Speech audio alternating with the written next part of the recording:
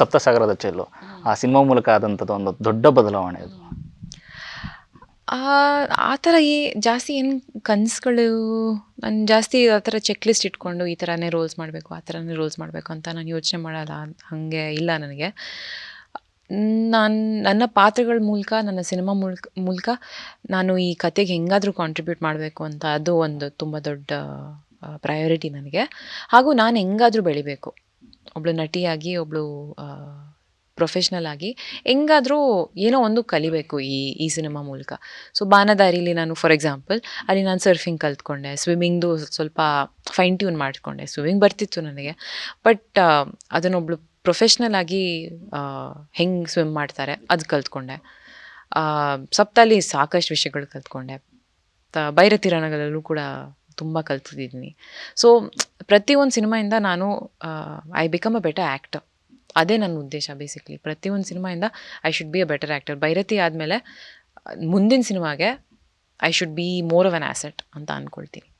ಕತೆಗಳನ್ನು ಹೇಗೆ ಚೂಸ್ ಮಾಡ್ತೀರಾ ಅಂತ? ನಾಯಕಿಗಿರುವಂಥ ಪಾತ್ರದ ಒಂದು ಕ್ವಾಲಿಟಿ ಮತ್ತು ಗುಣಮಟ್ಟದ ಮೇಲೆ, ಅಥವಾ ಇಡೀ ಓವರ್ ಆಲ್ ಸಿನಿಮಾದ ಕತೆ ಆ ಥರದ್ದೇನಾದ್ರು ನೋಡ್ತೀರಾ ಅಂತ? ಅಲ್ಲ, ನಾವು ಯಾವಾಗಲೂ ಇಡೀ ಸಿನಿಮಾ ಬಗ್ಗೆನೇ ಯೋಚನೆ ಮಾಡಬೇಕು. ಬಿಕಾಸ್ ಆಡಿಯನ್ಸ್ ಬರೀ ನನ್ನ ಪಾತ್ರ ನೋಡ್ಬಿಟ್ಟು ಮನೆಗೆ ಹೋಗಲ್ಲ.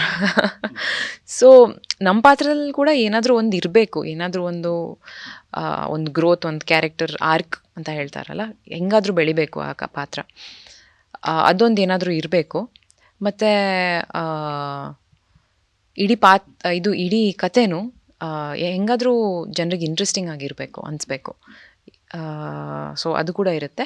ಮತ್ತು ನಾನು ತಂಡದ ಬಗ್ಗೆನೂ ತುಂಬ ಯೋಚನೆ ಮಾಡ್ತೀನಿ. ಅಂದರೆ ನಮ್ಮ ಯಾವ ನಿರ್ದೇಶಕರ ಜೊತೆಗೆ ಅಥವಾ ನಿರ್ಮಾಪಕರು, ನಿರ್ಮಾಣ ಸಂಸ್ಥೆ,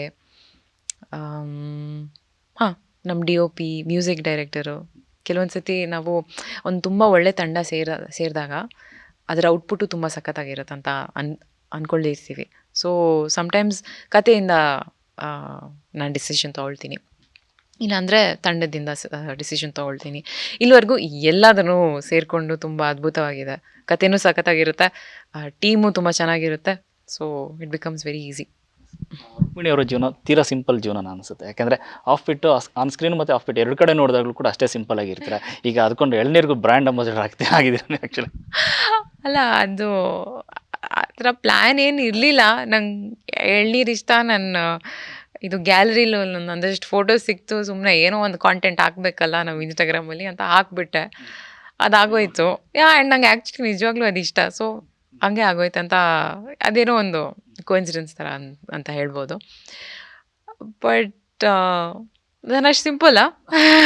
ಓಕೆ, ಖುಷಿ ಆಗುತ್ತೆ. ಸಿಂಪಲ್ ಅಂದರೆ ಈಸಿ ಅಲ್ಲ. ಸೊ